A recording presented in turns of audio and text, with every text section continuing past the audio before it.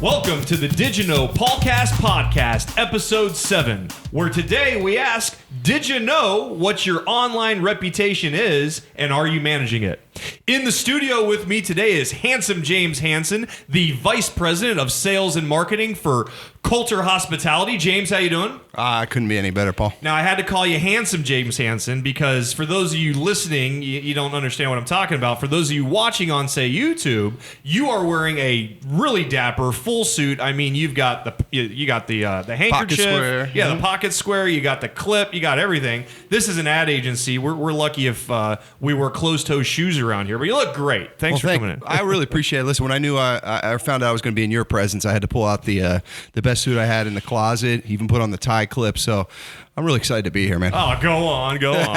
So real quick, Kolter Hospitality.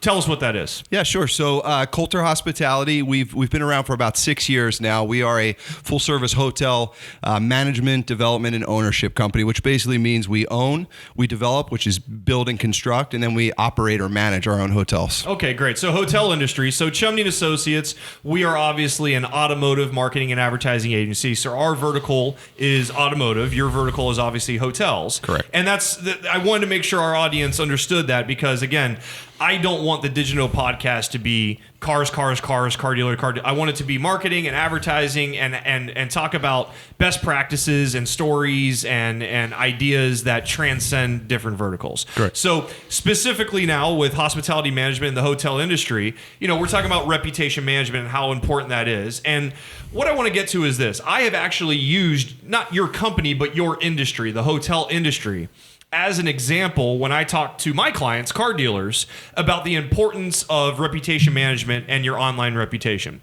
And the example I give my clients is this. Sometimes, like take the automotive world, for example. I work in it all day, every day. And so sometimes when you're so close to something, you forget what it's like to be a consumer, an average Joe in that industry, right? So I've used the hotel industry as an example for car dealers to maybe have it not be something that they're so close to all day, every day. Right. So let's say you're booking a vacation. You're going to, some, resort or some city or some country you've never been to before. And you're trying to figure out what hotel you want to stay at, right? Well, everybody puts great pictures and videos on their website. All of it looks wonderful, right? And so just based upon the website and the pictures and the videos, you can't really tell, should I book this resort? Should I book that resort? They both look great. The prices are comparable. The availability dates are the same. So what does a consumer do? They start reading the reviews. And so if I'm booking a vacation for my family and I don't know, should I choose this hotel or that hotel? They both look great. The difference for me is probably going to be what the reviews say. So scenario A, I read, reviews for this hotel and they're terrible reviews. People saying, I got duped, don't go here, worst experience of my life. The rooms were dirty. The hospitality was terrible. Service is bad. Right. Hotel B, right down the street, the reviews are glowing. Best trip we ever had, best hotel we ever stayed at, yada, yada, yada. Me as a consumer, all things being equal, I'm going to hedge my bet and book my stay at the hotel that's getting the glowing reviews. Correct. Because I want to play it safe. So I've used that example with car dealers all the time about, a Ford F-150.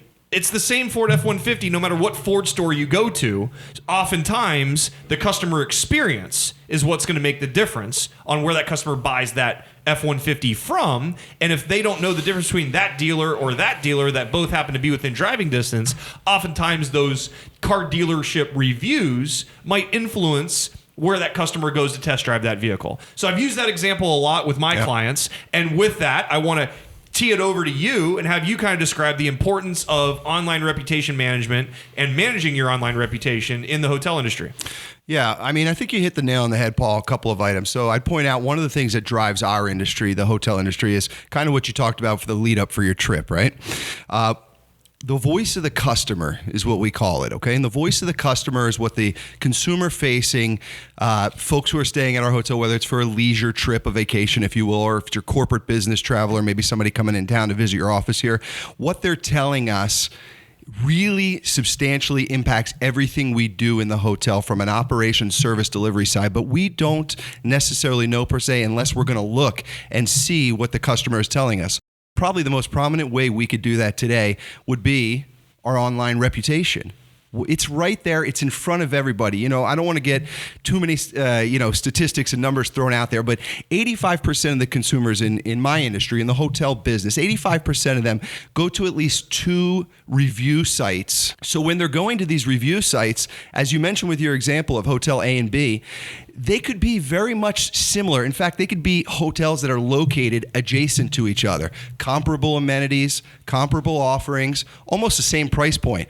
But if Hotel A neglected its reputation, wasn't doing the simple things like responding to reviews online, whereas Hotel B, the second option that had all the same offerings, was doing a great job of managing that reputation, the little things that we sometimes forget about, like responding to those guests who are posting online. We use sites like TripAdvisor. Mm-hmm. TripAdvisor is a large site, right now there's 750 million reviews on that TripAdvisor site. There's 8 million different venues.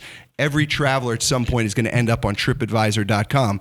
We want to have our best foot forward, if you will. We want to have the best presence. And I will tell you, most of that revolves around actually going on the site, seeing what the consumer is telling you, the voice of that consumer, and responding. You know, another thing is, even if it's a negative feedback or comment that someone's left there, there's something to be said about having that lingering out there, that negative comment, and then having that same negative lingering comment then with a response, a rebuttal, almost like, hey, we realize that your stay didn't meet your expectations, or that we maybe dropped the ball on something, but give us a chance next time. When that consumer sees that you're engaged and the owner or operator, in this case our company, is responding to those reviews, there's a certain level of appreciation that says, hey, this is an ownership or a management company that's really dialed into what their consumers are telling them. So it's so critically important that we do manage that reputation in every facet. And I use TripAdvisor as one example. As an example, right. But there are hundreds, Paul, hundreds of websites, that with the Yelps of the world and the Google, just your Google rating alone is probably one of your most prominent presence there on all the web. So I can't really I can't overemphasize and underestimate how important that reputation is, because we all know your reputation is everything. Face-to-face, person-to-person, or online. And not for nothing, but to your point, that customer who maybe had a bad experience for whatever reason, the owner gets involved. Maybe they're never going to be able to fix it or make it right. It's always going to be just a burned customer. But if for nothing else, everybody else reading these reviews sees that the owner is aware of the problem, isn't running away from the problem, is trying to fix the problem, is trying to address the problem. At least that's something, instead of running away from it, ignoring it, not caring about it, or getting combative about it online. Correct. Right? So now that we understand the importance of your online reputation, what I'd like to next do is discuss some best practices on how to manage it ongoing, daily, weekly, monthly. So before we get into that, let's take a quick second to recognize our sponsor, Chumney and Associates. If you sell cars, we'll make your ads. Chumney and Associates, we make car ads.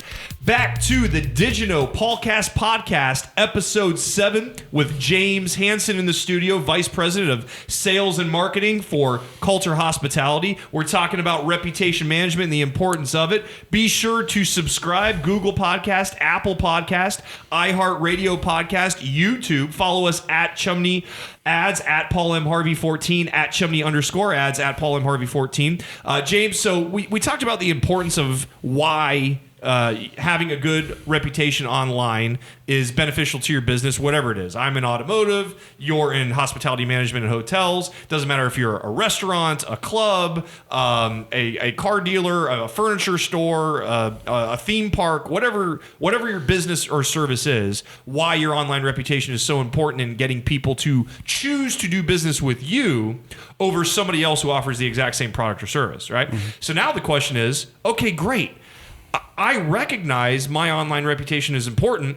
Now, how do I manage it? How do I stay on top of it? How do I get a better reputation online than the one I have now? So, in your industry, I know what we do in the automotive side. We could talk about, but on your side of things, what are some of the best practices you guys do to not only improve your online reputation, but also manage it and maintain it on a daily basis? Sure, absolutely. So there are a ton of best practices I recommend, but I'm going to really glaze over a few of them that certainly things that we use in the hotel business every day.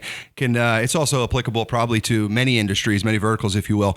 But let's start with a couple of them. Number one is realizing that you have an online reputation. Okay, when you realize that the reputation is everything, like we talked about, the difference between somebody buying your product, your service, or next door, you've got to realize that you need to manage this. And one way we address this is we go ahead and adopt a policy or procedure of having a reputation champion at each one of our hotels. And so that could be an individual or multiple persons at a hotel who are on the sites daily. I mentioned TripAdvisor a little earlier, the Trivagos, and even the third-party sites we use to book reservations like Expedia and whatnot. You have to have somebody who understands how to get into those systems, post the appropriate replies, and you have to have a commitment to it.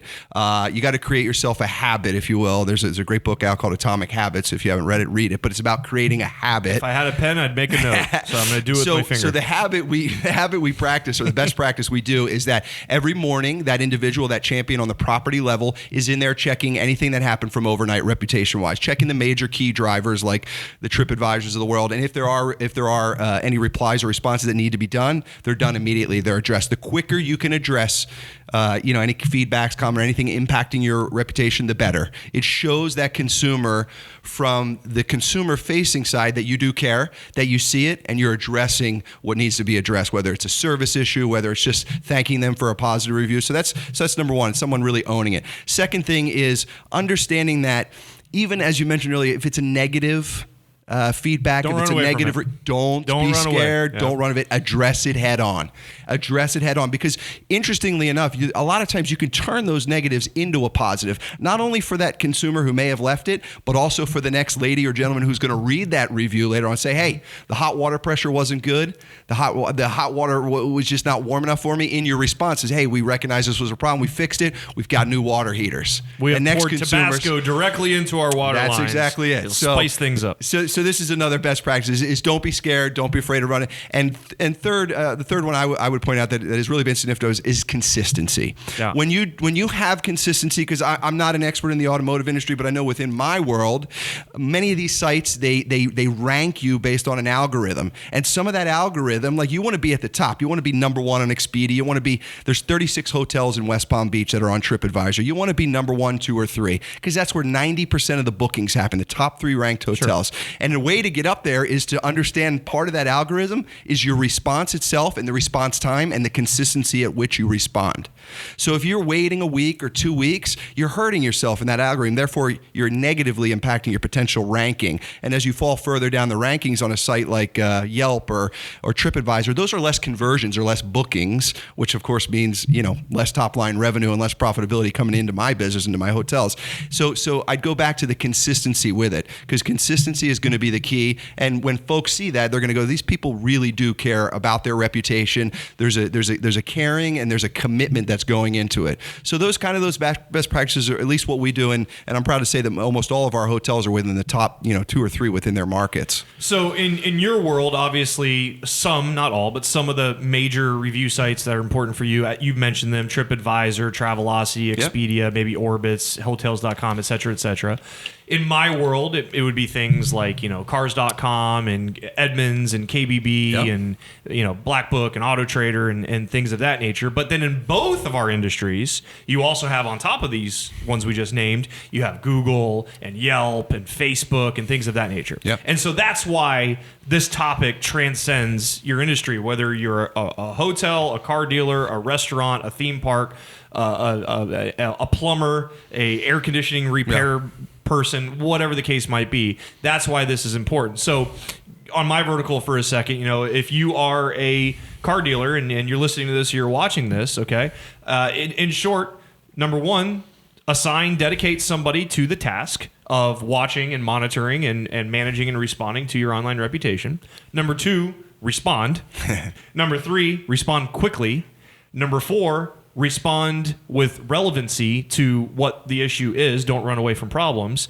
And number 5, stay on top of it. Not only respond quickly, but also respond regularly. Yeah. Don't let 2 weeks go by before you respond. Don't be one of those things where, you hire somebody for the job, they come into the seat, all excited and ready to guns blazing, ready to take over the world, and they're all Johnny on the spot, the first week on the job, and then a week goes by, and the next thing you know, you're a month into it, and you went from responding daily to responding monthly. Yep. So that's the basic takeaway here. So the importance of your online reputation, again, all things being equal, people have a lot of options who they can do business with. People have a lot of choices where they can purchase stuff from. And when all things are equal and you can get the same product from multiple places, oftentimes you don't know what you don't know.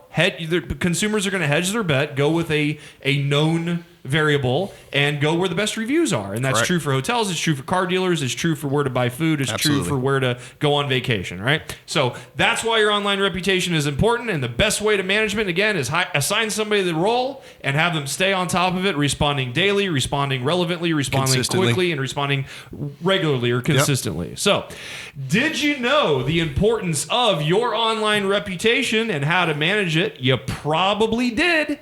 But in case you didn't, now you do. This was the DigiKnow Podcast, episode 7, with handsome James Hanson, Vice President of Sales and Marketing for Kolter Hospitality, in the studio. I appreciate you being here. Appreciate it. Please make sure you subscribe. Google Podcast, Apple Podcast, iHeartRadio Podcast, YouTube. Follow us at Chumney_ads, at Paul M. Harvey 14. You got any handles you want to throw out there? Sure. At JW Hansen, that's Hansen.